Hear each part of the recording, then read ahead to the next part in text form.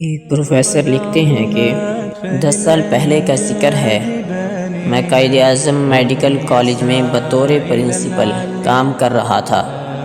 قریب کی بستی سے ایک ڈسپنسر اپنے ایک قریبی عزیز کے مرض کے بارے میں مشورہ کرنے کے لیے آیا کرتا تھا۔ ایک دن اس نے بتایا کہ اس کی بستی میں ایک حجام فوت ہو گیا۔ جب اس پر نزع کی کیفیت طاری ہوئی تو لوگوں نے اس کو ہلایا اور کہا کہ کلمہ پڑھ۔ اس نے کلمہ نہ پڑھا۔ لوگوں نے پھر اسے ہلایا اور کلمہ پڑھنے کو کہا۔ موت کی سختی کی وجہ سے اس نے کلمے کو گالی دی۔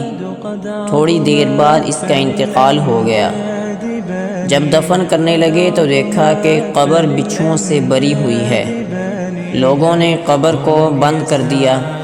دوسری جگہ قبر کھودی گئی۔ جب میت کو قبر میں اتارنے لگے تو دیکھا کہ وہ قبر بھی بچھوؤں سے بری ہوئی ہے۔ چنانچہ اسی حالت میں مردے کو قبر میں رکھ کر قبر کو بند کر دیا گیا۔ علماء کرام سے سنا ہے کہ نزع کے عالم میں مرنے والے کو کلمہ پڑھنے کے لیے نہیں کہنا چاہیے، بلکہ اس کے قریب مناسب آواز میں کلمہ کا ورد کرنا چاہیے۔